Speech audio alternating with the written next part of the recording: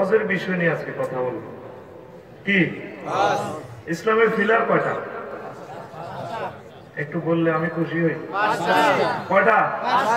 পাঁচটা পিলারের উপরে ইসলাম ধর্মটা সুপ্রতিষ্ঠিত, কিয়ামত পর্যন্ত থাকবে। সুবহানাল্লাহ। যদি একটা পিলার একটু ব্যস্কম হয়, বিল্ডিংটা টিকবে? হ্যাঁ, আমার লাকসাম জায়গার পাশে একজনে বিল্ডিং দিছে আর কি। তো দিছি আর দেখলাম যে কয়েকদিন পর পিলার একটা ভাঙে। বললাম কি মিস্ত্রি সাহেব এটাতে ভাঙেন? সব পিলার ঠিক আছে, স্ট্যান্ড বাই ভাঙতেছে। তুমি বুঝতে না? বললাম বুঝতাম না, ঠিক আছে আসলে কি দেন? ওইটা মেজারমেন্ট বলেছি, সিমেন্ট কিছু কম করছে। তো বললাম সিমেন্ট 1-2 ব্যাগ কম করলে এত বড় পিলার, এটা তো এটাও জানে না। হুজুর তুমি বুঝতে না, যখন ভূমিকম্প আইব আর শুনবে না, শোনা যায় না, শোনা যাবে তো, শোনা যায় না, শোনা যায় তো। এটার বলছি যে পাওয়ার অন্য থেকে কমে, সাউন্ড বক্সটা ঠিক করে দেন না। এর এতটুকু দশাত শুনে না তাহলে আমার বেটারা কি করে? কষ্ট দিতেছেন, আমরা সব ঠিক করলাম, এখন অফ করে দিলেন আলোচনাটা। সুবহানাল্লাহি ওয়া বিহামদিহি সুবহানাল্লাহিল আযীম। এখানে 100 আওয়াজ রাখে, দূর থেকে পাওয়ার কমান। প্রিয় বন্ধুরা, তো বললো ভূমিকম্প আইলে এদিক দিয়ে দেখবো। ঠিক আপনারা যারা ইসলামের এই পিলার পঞ্চম স্তম্ভ হজ যারা করেন নাই, করার সিদ্ধান্ত গ্রহণ করেন নাই, আপনাদের ইমানও ওই ভূমিকম্পে যায়। কথা কি বুঝাতে পারলাম? আসলে বোঝেন নাই। আজকের আলোচনা থেকে একটা নূর নিয়ে বাড়িতে যেতে পারবেন। এখন থেকে নিয়ত করেন, হুজুর ইনশাআল্লাহ যদি বেঁচে থাকি আল্লাহ যাতে তার ঘরটা জিয়ারত করেন।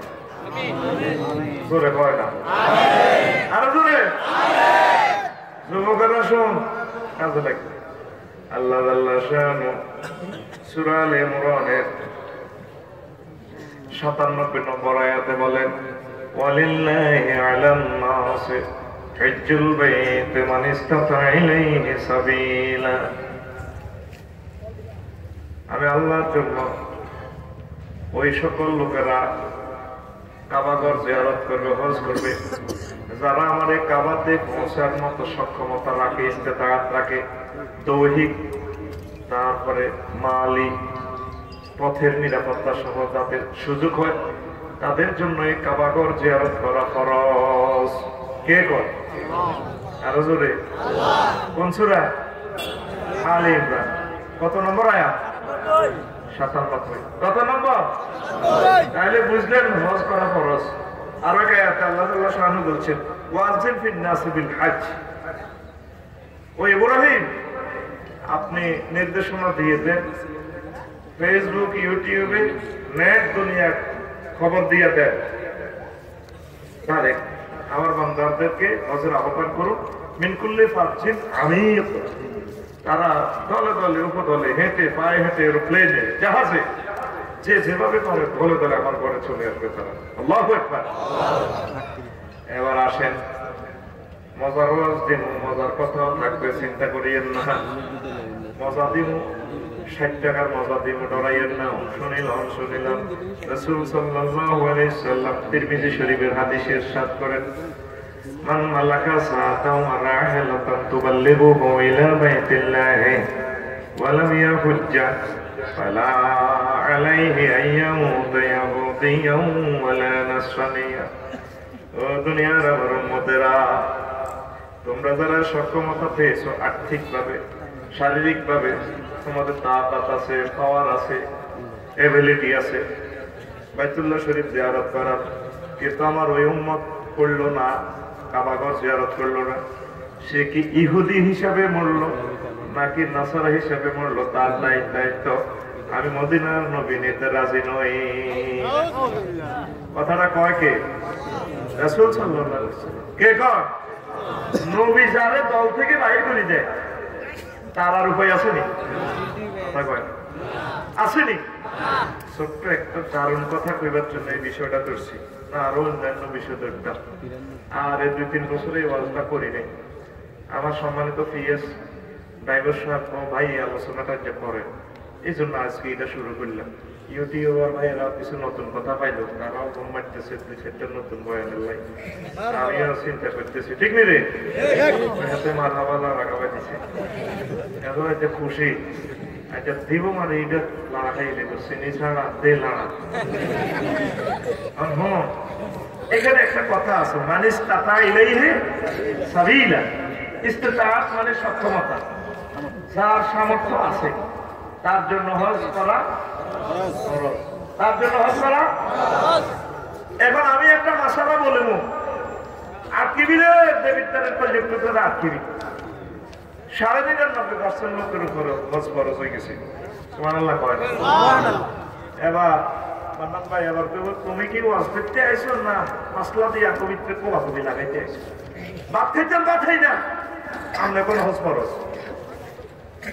করোনার আগে তো হজ হয়েছে কত? 3,31,000 টাকা সর্বনিম্ন প্যাকেজ। এ টাকা করতে হয়ে গেল 40 দিনের সময়, ছেলে পেলে স্কুল মাদ্রাসার বিল, বাবিরে ছাইল এক ব্যাগ আর গোলালু এক ব্যাগ দিয়ে যেতে ফেললি সে তীরে। এমন লোকের উপরও হজ, কথা কয় না, এমন লোকের উপর হজ কথা কবি তো ওরা হজ যেটা হড়া দিত না কেলাস ডাল দিবে দিবি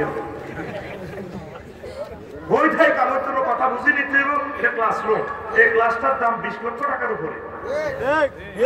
1 বছর কষ্ট করে এটা বাড়তেছে মাহফিলিটা, 3 দিন হবে তো ঠিক ঠিক নেই ভাড়া দিবি। আশেপাশে যেটা ভাড়া দিচ্ছ তাহলে ডাল দিবে দিবেন না আর মতো কেন? তাছাড়া হিসাব আমরা 3.5 লাখ টাকা কোথেকে পাবো? এটাকে আপনি মাছ করলেন, আমরা তো ভাত খাইতে ভাত খাই না, গুমতি নদীতে মাছ ধরে ভাত খাই। হ্যাঁ, বাড়ির জায়গা আছে না? হ্যাঁ, আল্লাহ যদি এভাবে প্রশ্নটা করে তুই বাড়ির জায়গার 10 ডিসিমেল, বাড়ির জায়গা 2 ডিসিমেল বিক্রি করলে তো হজ যাইতে ফেরতি। আবার যাদের দেবিদ্বারে 1 ডিসিমেল আছে 60 লাখ টাকা, আর যাদের ঢাকা গ্রামে আছে কনে মতিঝিল 1 ডিসিমেল বিক্রি করিতে হাতে 500 বছর যাইতে ফেরতে হবে। মাসলাটা যদি এমনি ঘুরে ধরে প্লাস দি আল্লাহ একটা মুসলমান বাঁচতে হতো না। হজ ফরজ হয়েছে অনেক গুরু বলে হজ ফরজ বই ফাঁকি জুনা জুনা হয়ে গেছে তারা ছড়ার মতো। এরকম যারা হজে গেলেন না দেখ 60 ন চাকরি থেকে ট্রায়ার্ডে রিটায়ার্ড জমা টাকাগুলো হাতে একটা হজ করি দোয়া করি। আর ছোট ভাই এখানে কিন্তু বিয়ে সাথে দিতে এরকম সিটিং বুড়িয়া বর্তমানে আমার মাহফিল একজন কবেলে নাই রে আর জোরে কার বছর জাতীয় সিটিং সিটিং নয়, শুধু একটা সিটি কমিটির স্ট্যান্ডিং মহাসচিব এরা হজের কথা বলে না। ঠিকই আছে, রাসূলুল্লাহ একদিন তার দেবিদ্দার বিরুবার ইয়েলো রাস্তা মাথা খাইয়ে কর তুমি নি হাজি অমুক অমুক বুড়িয়ে নি জি স্যার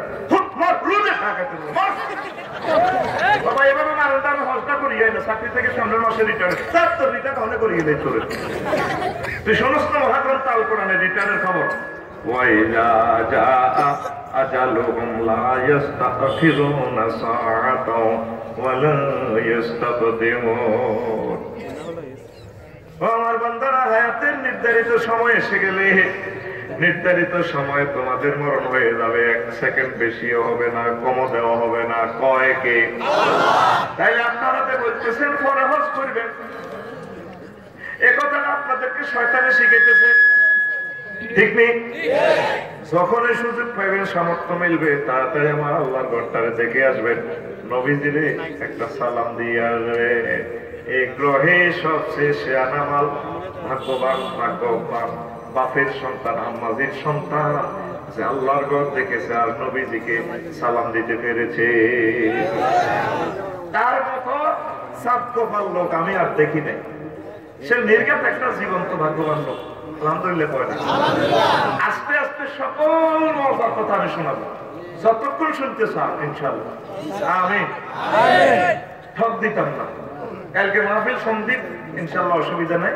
শুনতে চাইলে একটা মজা সাবজেক্ট, আমি প্রাণ খুলে বয়ান দেব ইনশাআল্লাহ। আমিন। তো হুজুর এই এতটুকু আলোচনা, তাহলে অনুসিদ্ধান্ত কি? অনুসিদ্ধান্ত হইল প্রত্যেকে নিয়ত করেন, তাহলে আল্লাহ তুমি আমারে তোমার ঘরটা দেখাইও। সাইবার মা বুঝবেন কি হামটা দিছি তোমার হার আফসার হিসাবে সে আনা আর পেতে এলাম না, আসলে সে আনা লোক কাবা শরীফটা রামদা করি তখন একটা কান্দা দিবি রে, তুমি টিয়া উসুলে গেছো। আলহামদুলিল্লাহ এই জান্নাতের একটা জীবন তো টুকরো এটা। সুবহানাল্লাহ যাবিনি কি পয়সা দিত এই খরচ। নবীজির একটা সালাম দিতে পারলি না এখন, ওই জায়গা তো আমার ফেটে যায়। আমি তো প্রতি বছর চাই আল্লাহ এত তো আর কি তোকে দোয়া করি, গীতা করি, মাল কথা মাল হয়তো করি তোকে দোয়া করে রাসূল সাল্লাল্লাহু আলাইহি ওয়াসাল্লামের কাছে কই তবু কথা, হুজুরও সালাম দিছে অনেকে, আপনার কাছে সালামটা পৌঁছাইলাম, সেখানে কান্নাকাটি রে যুবক রে হসনা করি মরিস না রে। কবিতে ইসলাম আসলে হন্যে ধর্ম গ্রহণ করলাম দূর কিটারে কাবা শরীফ গেলে আর মদিনা তৈয়বা গেলে তুই কবি তো এটা পারফেক্ট ধর্ম, এটা জান্নাতের একটা নমুনা দিয়ে দিছে আল্লাহ। সুবহানাল্লাহ কালকে আমার একটা কথা এলাম হয়েছে হৃদয়ে বলে দিয়ে, কাফের মুশরিকরা কি জান্নাতে যাবেনি? যাবেনি? এই দুনিয়াতে দুইটা টুকরা আছে, কাবা আর মদিনা তৈয়বা, এই দুইটা জায়গাতে মুশরিকরা ঢোকা নিষিদ্ধ। তাইলে বোঝা গেলে দুইটা জায়গা জান্নাতে। সুবহানাল্লাহ মহান আল্লাহ এই জগৎ সৃষ্টি করার আগে পবিত্র কাবা শরীফকে তিনি সৃষ্টি করে সমগ্র ফেরেশতাদেরকে দিয়ে গেরোয়া দিয়ে রাখলেন। তারপর মদিনা তৈয়বা, তারপর বাইতুল মুকাদ্দাস সৃষ্টি করে এটার সাথে লিন্টার ঢালাই করলেন, পিলার আর সিসি পিলার ঢালাই করলেন। এর 1000 বছর পর সমগ্র পৃথিবী সৃষ্টি করে দিলেন। সমস্ত বৈজ্ঞানিকেরা একমত এই পৃথিবীর কেন্দ্রবিন্দুতে কাবা শরীফ। সুবহানাল্লাহ আমি টাকা যেহেতু আমি গেছি আমি সব তুই শুধু বই থেকে রানের ভিতরে একটা আতিটা দিই তোরা তোরা খাইতে বলি আপনার যদি নাট বল্টু থাকতো আপনি খুলি আমি স্টিল রাখতাম। তুই ক্লাসে পা দিবি তোরে ভাই আতিটা কেন তোর ইয়ে না। সুবহানাল্লাহ কাজা দেখো আবার তোমরা পৃথিবীর কেন্দ্রবিন্দুতে যাওয়া আল্লাহ আল্লাহ টার্গেট দেখছে আখিরি জামানার নবী মুহাম্মদ সাল্লাল্লাহু আলাইহি সাল্লামকে শুধুমাত্র এক কাবার পাদদেশে জন্ম তার, আর কোন পয়গম্বর এখানে ভূমিষ্ঠ হয় নাই। ভিতর থেকে একটু কথা বলতেছি, সামনের দিকে আসে ইব্রাহিম খলিলুল্লাহ কাবাঘর পুনর্নির্মাণ করিয়া দোয়া করলেন, মাওলারে রব্বানা ওয়াবাস ফীহিম রাসূলাম মিনহুম ইয়াতলু আলাইহিম আয়াতিকা ওয়া ইউআল্লিমুহুমুল কিতাবা ওয়াল হিকমাতা ওয়া ইউযাক্কিহিম ইন্নাকা আনতাল আসীসুল হাকীম। আমার এখানে আপনার এমন একজন নেককার সন্তান দেন আমার থেকে, যে সন্তান সমগ্র পৃথিবীতে ওহীর বাণীগুলো শিক্ষা দিবে, জ্ঞান বিজ্ঞান প্রযুক্তি শিক্ষা দিয়ে আপনার বাণীগুলো শোনাবে মধুর সুরে, আপনার বান্দাদেরকে জান্নাতে যাওয়ার জন্য রিফাইনিং করে দিবি গো আল্লাহ। যেখানে দাঁড়ায় দোয়া করছে সেখানে কবুল, সেখানে নবীর জন্ম। কাবা শরীফের কাছেই তো, সাথে হচ্ছে জমজম, জমজম কূপের পাশে হচ্ছে আবু কুবাইস পাহাড়, পৃথিবীর সবচেয়ে উপরের অংশ, সমুদ্র পৃষ্ঠ থেকে 280 মিটার উপরে এই জায়গাটা। নবীজির জন্ম পৃথিবীর সবচেয়ে উঁচু অংশে, জোরে জোরে বলে সুবহানাল্লাহ। এই পৃথিবীর অন্যতম কয়েকটা জায়গার ভিতরে একটা জায়গা কাবা শরীফে দোয়া করলে দোয়া কবুল হয়। আরো জোরে কয়লা সুবহানাল্লাহ। ডাইরেক্ট এখানে জন্ম আল্লাহ আল্লাহ শাহানু নবী, আমি আপনার ইজ্জত বাড়াই দিছি গো নবী, ওয়ারাফা'না লাকা যিকরাক, আপনার সম্মান সুখ্যাতি, আপনার নাম সবার উপরে থাকবে। এই পৃথিবীতে একটা মুহূর্তের জন্য আপনার নাম নিচে পড়বে না। ইন্দোনেশিয়া থেকে ফজর আযান টাওয়ার থেকে শুরু হবে, আশহাদু আন্না মুহাম্মাদুর রাসূলুল্লাহ, আলজেরিয়া যাইয়া আপনার নাম শেষ হয়ে সূর্য ডুববে। এইভাবে 5 ওয়াক্ত নামাজ রানিং ভাবে চলতেছে সমগ্র পৃথিবীতে। সমগ্র পৃথিবীতে আমার নবীর নাম প্রতি মুহূর্তে উচ্চারিত হচ্ছে।